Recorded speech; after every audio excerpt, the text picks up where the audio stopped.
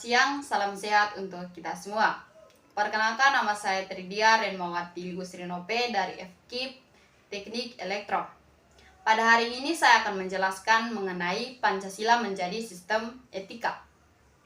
Sebelum kita memulai memasuki lebih lanjut, yang pertama yang kita harus ketahui yaitu tentang pengertian.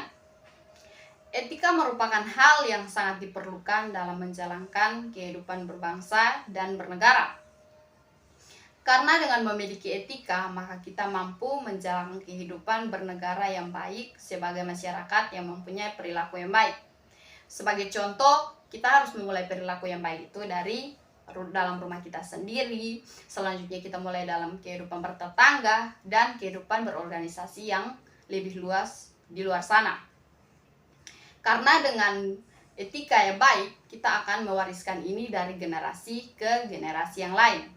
Dalam artian, etika sama maknanya dengan moral. Kita lanjut ya. Nilai-nilai Pancasila meskipun merupakan kristalisasi nilai hidup dalam realitas sosial, keagamaan, maupun adat kebudayaan bangsa Indonesia, namun sebenarnya juga merupakan nilai-nilai yang bersifat universal atau nilai-nilai yang bisa diterima oleh siapapun dan kapanpun. Setelah etika Pancasila ini, kita akan mengetahui bahwa etika Pancasila ini berbicara tentang nilai-nilai yang mendasar tentang kehidupan manusia atau kehidupan kita. Selanjutnya, mungkin di luar sana ya banyak yang bertanya-tanya, bagaimana Pancasila menjadi sistem etika? Di sini saya akan memberitahu kita. Pancasila sebagai sistem etika di samping merupakan way of life bangsa Indonesia, juga merupakan struktur pemikiran yang disusun untuk memberikan tuntunan dan panduan kepada setiap warga negara Indonesia dalam bersikap dan bertingkah laku. Pancasila sebagai sistem etika yang dimaksud untuk mengembangkan dimensi moralitas dalam diri setiap individu, sehingga memiliki kemampuan menampilkan sikap spiritual dalam kehidupan bermasyarakat, berbangsa, dan bernegara. Selanjutnya yang perlu kita ketahui yaitu konsep dan urgensi Pancasila sebagai sistem etika. Mungkin kita pernah mendengar istilah tentang etika. Sering kali kita mendengar dari materi atau dari orang lain tentang istilah etika. Tapi apakah kita tahu apa arti dari istilah etika tersebut? Istilah etika berasal dari bahasa Yunani, ethos yang artinya tempat tinggal yang biasa, seperti padang rumput, kandang, atau perilaku kebiasaan seperti adat, watak, perasaan, sikap, dan tata cara berpikir. Secara etimologis, etika berarti ilmu tentang segala sesuatu yang biasa dilakukan tentang adat kebiasaan. Dalam artian ini, etika berkaitan dengan kehidupan yang baik, tata cara hidup yang baik pada diri seseorang maupun masyarakat. Kebiasaan ini dapat kita anut dan kita wariskan dalam generasi ke generasi yang lain seperti yang saya sudah bicarakan pada materi sebelumnya. Etika dalam arti yang luas ialah ilmu yang membahas tentang kriteria yang baik dan yang buruk. Baik, kita lanjutkan. Yang berikut tentang aliran-aliran etika. Ada beberapa aliran etika yang kita kenal dalam bidang filsafat, meliputi etika keutamaan, teologis, dan deontologis. Yang pertama yang kita akan bahas yaitu etika keutamaan atau biasa disebut dengan etika kebajikan. Ini adalah sebuah teori yang mempelajari tentang perbuatan manusia itu baik atau buruk. Etika kebajikan ini mengarahkan perhatian kepada keberadaan manusia, lebih menekankan pada what soul be, atau saya harus menjadi orang yang bagaimana sih, begitu.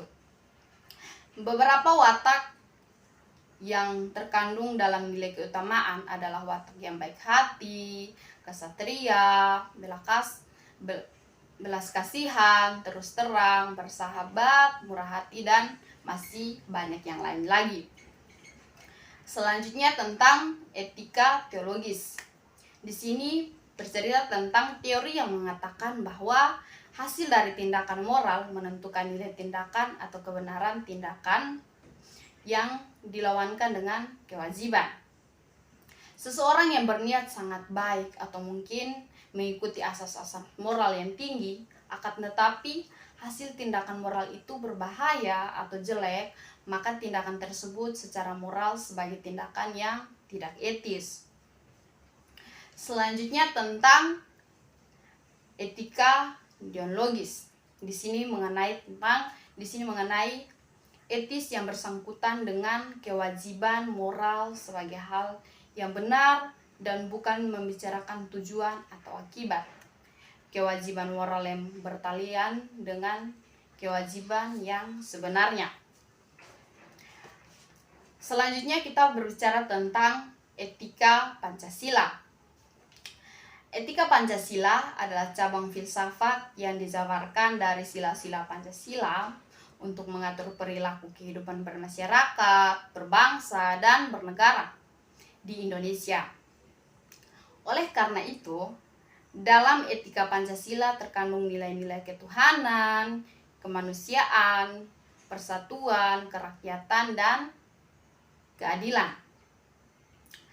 Kelima nilai tersebut membentuk perilaku manusia Indonesia dalam semua aspek kehidupannya. Yang pertama, sila ketuhanan. Kita bicara tentang nilai ketuhanan, mungkin semua orang sudah tahu ya. Mengandung dimensi moral berupa nilai spiritual yang mendekatkan diri kepada Sang Pencipta. Selanjutnya, sila kemanusiaan. Sila kemanusiaan mengandung dimensi humanus, yang artinya menjadikan manusia yang lebih manusiawi, yaitu upaya meningkatkan kualitas kemanusiaan dalam pergaulan antar sesamanya. Selanjutnya, sila persatuan. Mengandung dimensi nilai solidaritas, rasa kebersamaan, dan cinta tanah air. Selanjutnya, sila kerakyatan. Mengandung dimensi nilai merupakan sikap menghargai orang lain maupun mendengarkan pendapat orang lain. Jadi contohnya seperti kita bekerja kelompok, kita harus mendengarkan pendapat dari teman kita, begitu. Yang selanjutnya tentang sila keadilan, mengandung dimensi peduli atas orang lain dan kesediaan membantu orang lain yang sulit. Jadi membantu orang lain yang mengalami kesulitan itu bukan kalau ada UTS, nah kasih jawaban, bukan begitu. Membantu orang yang kesulitan tuh seperti dia membutuhkan bantuan kita dalam hal meminjam uang ataupun lainnya. Mungkin teman-teman sudah mengetahui sebelum saya menjelaskan lebih lanjut. Baik, kita akan lanjutkan tentang urgensi Pancasila sebagai sistem etika. Pentingnya Pancasila sebagai sistem etika terkait dengan problem yang dihadapi bangsa Indonesia sebagai berikut.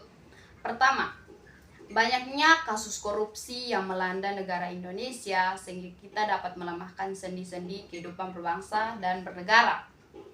Seperti contoh nyata kehidupan korupsi yang terjadi dalam negara Indonesia kita pada saat ini, yaitu korupsi tentang uang-uang atau tentang dana-dana untuk masyarakat pedesaan dalam masalah COVID-19.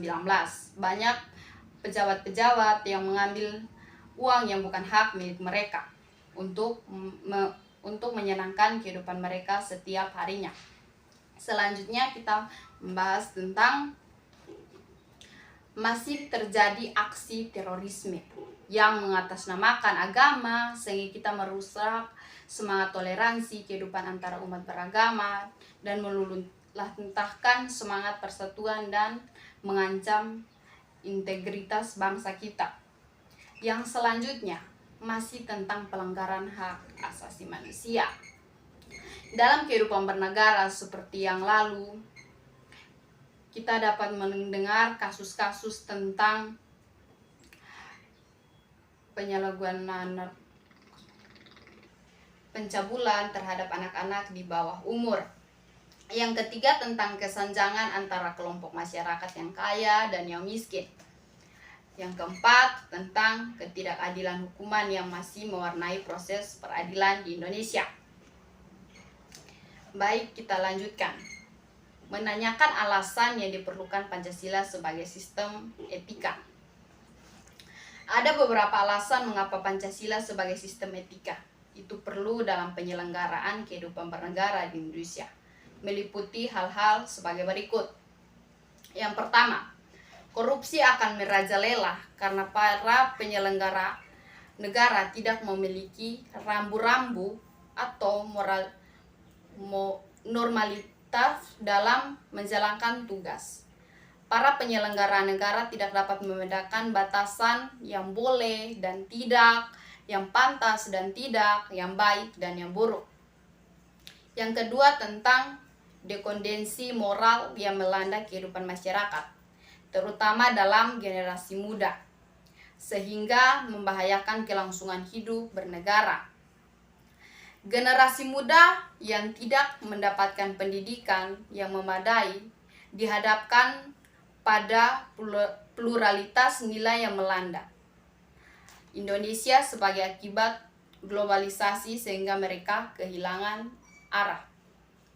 Ketiga, pelanggaran hak asasi manusia dalam kehidupan bernegara di Indonesia ditandai dengan melemahnya penghargaan seseorang terhadap pihak-pihak lain. Kasus-kasus pelanggaran hak terhadap berbagai media seperti penganiayaan, pembantu rumah tangga, kekerasan dalam rumah tangga, dan masih banyak yang lainnya.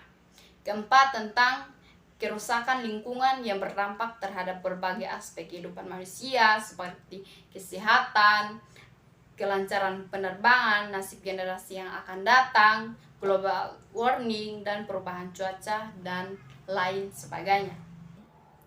Baik, selanjutnya kita akan melanjutkan materi tentang menggali sumber histori, sosiologis, politis tentang Pancasila sebagai sistem etika. Yang pertama, tentang sumber histori. Artinya nilai-nilai Pancasila belum ditegaskan ke dalam etika, tetapi nilai-nilai moral telah diterapkan pada pandangan hidup masyarakat. Yang kedua, tentang sumber sosiologis. Sumber sosiologis Pancasila sebagai sistem etika dapat ditemukan dalam kehidupan masyarakat berbagai etnik di Indonesia. Misalnya, orang Minangkabau dalam bermusyawarah memakai prinsip bulat air oleh pembuluh bulat, kata orang munafik. Selanjutnya, sumber politis. Sumber politis Pancasila sebagai sistem etika terhadap norma-norma dasar sebagai sumber penyusunan berbagai peraturan perundang-undangan di Indonesia. Yang selanjutnya, dari sekian banyak materi yang saya sampaikan pada hari ini, saya akan memberikan kita rangkuman, yaitu Pancasila sebagai sistem etika adalah cabang filsafat yang dijabarkan dari sila-sila Pancasila untuk mengatur perilaku kehidupan bermusyawarah, berbangsa, dan bernegara di Indonesia. Oleh karena itu, di dalam etika Pancasila terkandung nilai-nilai ketuhanan, kemanusiaan, persatuan, kerakyatan, dan keadilan. Kelima nilai tersebut membentuk perilaku manusia Indonesia dalam semua aspek kehidupannya. Pentingnya Pancasila sebagai sistem etika bagi bangsa Indonesia ialah menjadi rambu normatif untuk mengatur perilaku kehidupan bermasyarakat, berbangsa, dan bernegara di Indonesia. Dengan demikian, pelanggaran dalam konsep kehidupan berbangsa dan bernegara seperti korupsi atau penyelenggaraan kekuasaan dapat diminimalisir. Baik, mungkin ini materi singkat yang saya sampaikan pada hari ini, dan semoga materi ini dapat bermanfaat bagi kita dan dapat kita terapkan dalam kehidupan kita sehari-hari. Dan mohon maaf apabila dari perkataan atau materi yang saya jelaskan tadi dapat menyinggung perasaan teman-teman dan ibu dosen. Sekian dan terima kasih. Salam.